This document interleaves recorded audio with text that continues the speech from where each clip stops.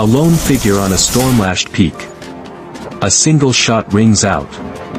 4,137 meters away, a convoy grinds to a halt. This isn't luck.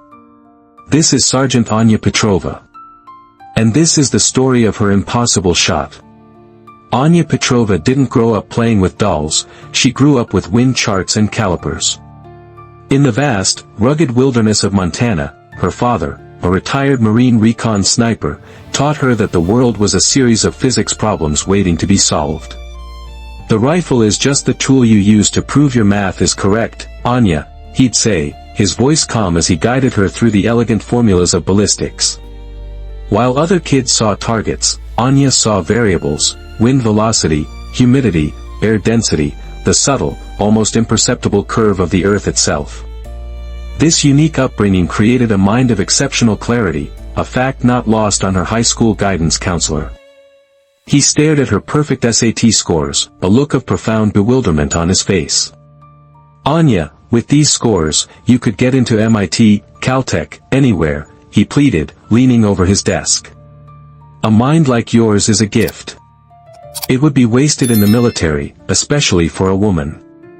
Anya simply offered a polite, unwavering smile. With respect, sir, I believe solving a problem with a 0.2% margin of error, where the consequence is a human life, is the most important application for a mind like mine. She aced Marine Corps recruit training, her calm demeanor and unnerving intellect setting her apart from the loud bravado of her male peers. They saw strength in muscle, she found it in mathematics. When she applied for the elite scout sniper school, the resistance was immediate and palpable.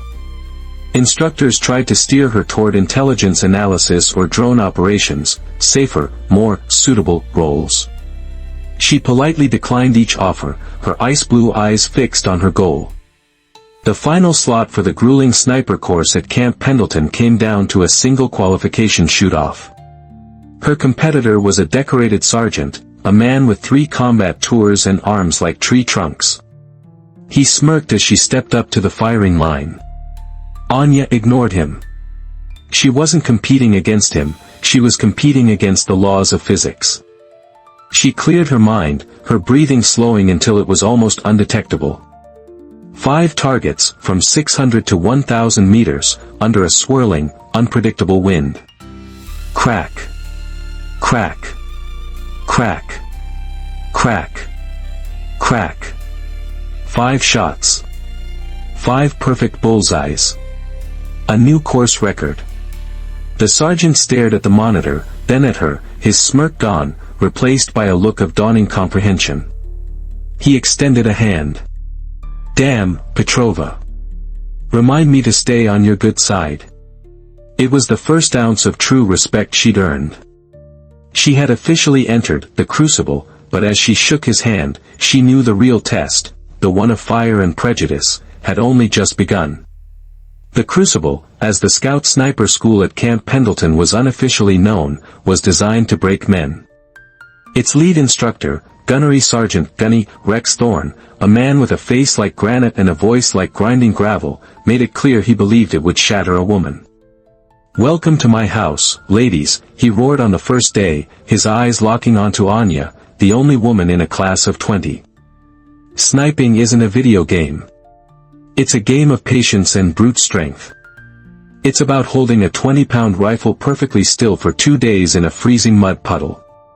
It's a man's game. The psychological warfare was relentless. Her gear was accidentally misplaced. She was assigned endless hours of guard duty. But Anya simply treated Thorne's prejudice as another variable. She calculated his moves, predicted his attempts to undermine her, and met each challenge with unnerving calm. The breaking point was designed to come during the final fieldcraft test. The task was simple, a series of precision shots under extreme stress. As the other candidates were issued the new, state-of-the-art Cheytac M200 intervention rifles, Gunny Thorne dropped an older, heavier M40 rifle at Anya's feet. "The new gear is a little too complex for you to handle, Petrova," he sneered. "Stick with the basics." The insult was clear, he was trying to prove that advanced equipment was wasted in a woman's hands. The other candidates watched, a mix of pity and morbid curiosity on their faces.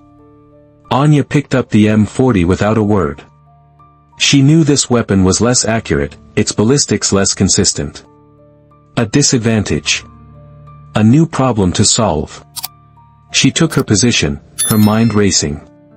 She couldn't change the rifle, but she could change every other part of the equation.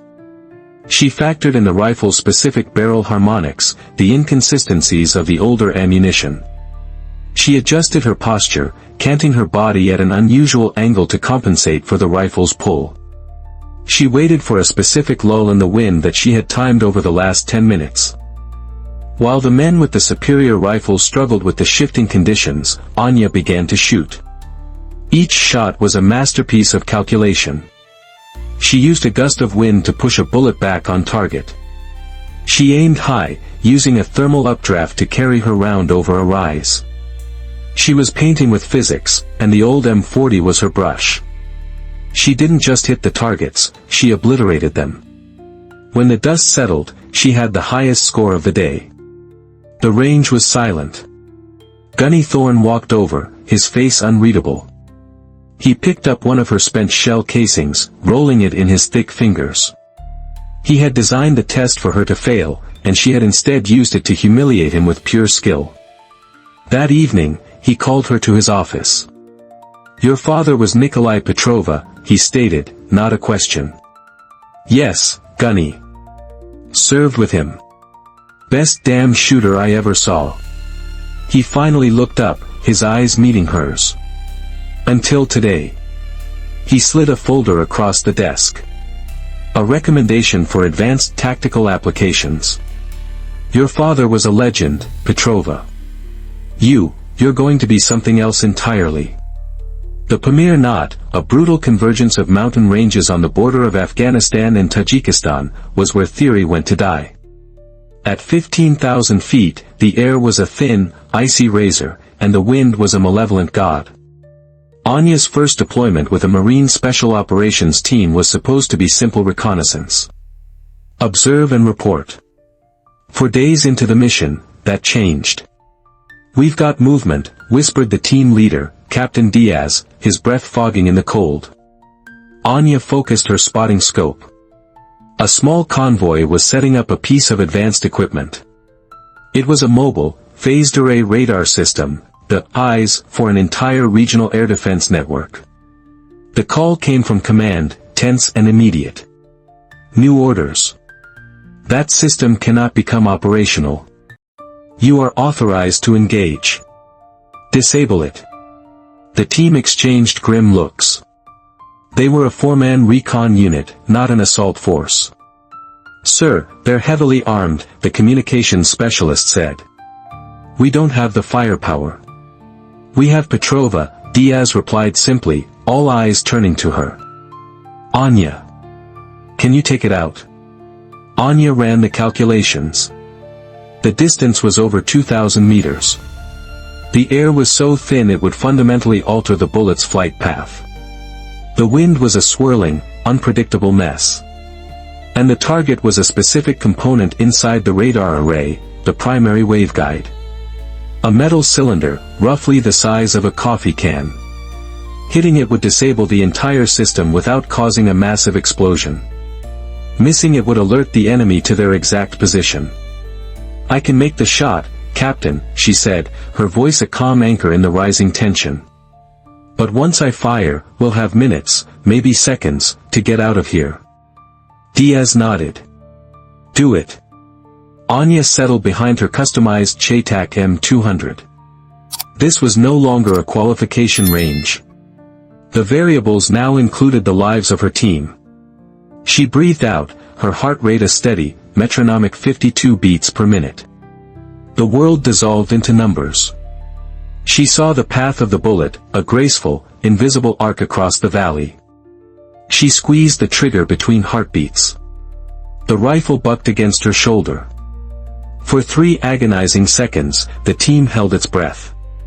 Then, through Diaz's binoculars, a shower of sparks erupted from the heart of the radar dish. It slumped sideways, dead. Target disabled. "Jesus," Petrova. Move.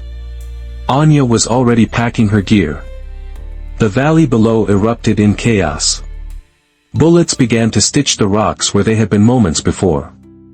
They scrambled toward the extraction point, a ridge 2 miles away. During a treacherous ravine crossing, their medic slipped, badly twisting his ankle. Without hesitation, Anya shouldered his pack in addition to her own massive rifle system, her slight frame now burdened with over 120 pounds of gear. She led the desperate climb out of the ravine, finding handholds in the near-vertical rock face that seemed invisible to the others. She single-handedly hauled the injured medic to safety. When they finally reached the extraction point as the helicopter descended, the communications specialist just stared at her, shaking his head. That wasn't possible. The math said it was, Anya replied, already scanning the perimeter, ever the guardian. Operation Silent Spectre didn't officially exist. It lived in the shadowy nexus of intelligence where missions were approved with a nod and deniability was paramount. Anya was summoned to a subterranean briefing room, where Colonel Harrison stood beside 2 men in sterile civilian clothes. "What I'm about to share does not leave this room," Harrison began, his voice grave. A satellite map of a jagged, forbidding mountain range appeared on the screen. The Widowmaker's Spire.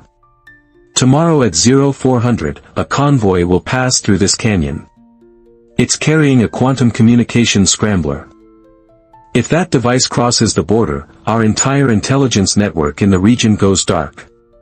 An airstrike was too risky. A civilian village nestled in a nearby valley lay directly in the fallout zone. A ground team couldn't get there in time. Harrison looked directly at Anya. "We need a surgical solution." "Range to target?" Anya asked, her voice cutting through the tension. "From the only viable firing position. 4,137 meters." The air in the room seemed to freeze. Nearly 3 miles. The world record, set under perfect conditions, was hundreds of meters shorter. "You'd be on your own," Harrison continued. "Solo insertion. No support. If you miss, or if you're compromised, we will disavow all knowledge of you and this operation. This is a ghost run, specialist." Most soldiers would have seen an impossible mission. Anya saw the ultimate physics problem. "I can do it," she said, the 2 words landing with the weight of absolute certainty. The insertion was a high-altitude jump into darkness. The climb up the Widowmaker's Spire was a brutal, 10-hour vertical battle against rock and ice. She moved with only her rifle, a small pack, and the calculations running through her mind. Near the summit, a sudden, violent storm swept in, lashing the peak with hurricane-force winds and blinding snow. "Petrova, weather has deteriorated beyond all models," the radio crackled. "Abort is recommended." "I repeat, abort is recommended." Anya established her firing position, anchoring herself and her rifle to the frozen rock. She didn't respond. Aborting wasn't in the equation. Through her scope, the convoy appeared as a line of tiny, crawling ants. The target vehicle was indistinguishable. But she had the intel. Third vehicle. The scrambler was a box mounted on its roof, the size of a suitcase. At this distance, it was an invisible speck.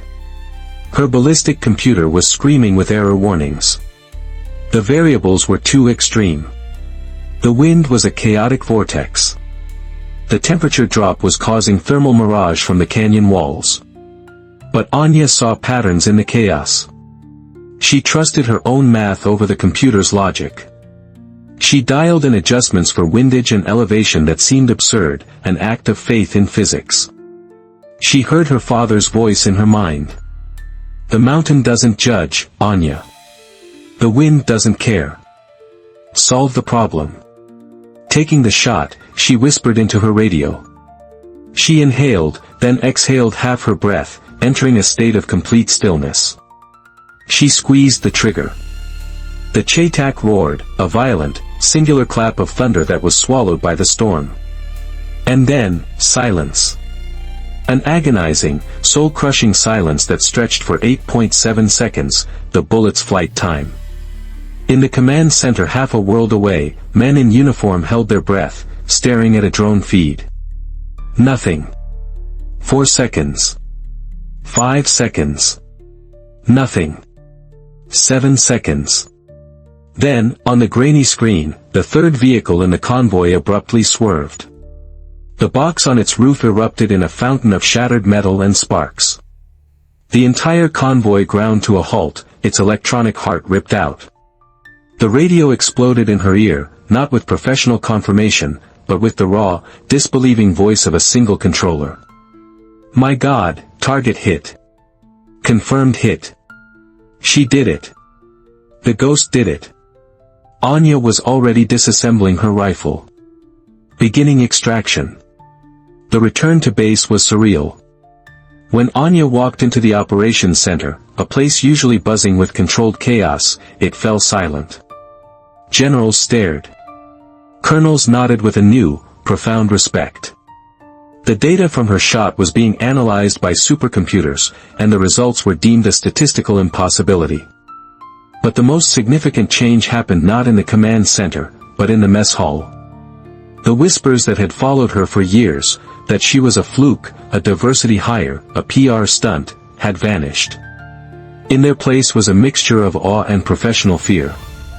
Master Sergeant Cole, a veteran sniper with a chest full of medals and a well-known skepticism for New Age shooters, approached her table.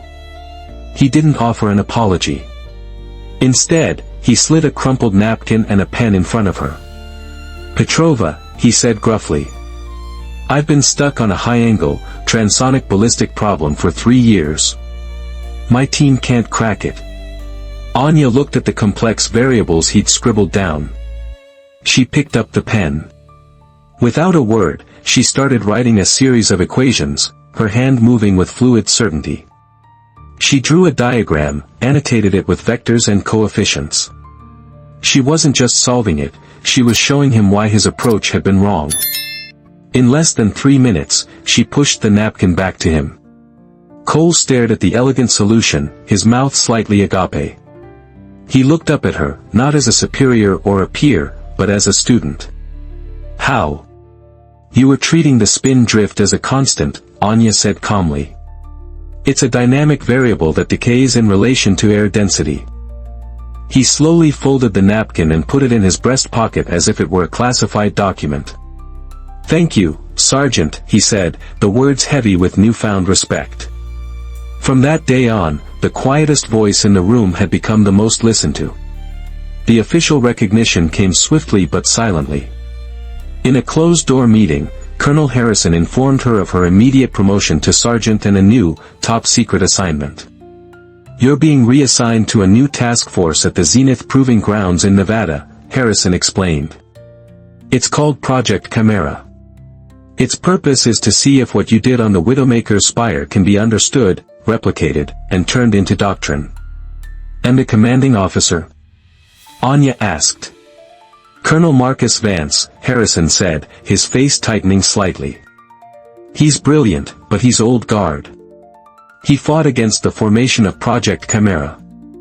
He thinks your shot was a 1 in a billion fluke. Anya nodded. A new base. A new challenge. A new, more powerful doubter. It was just another set of variables.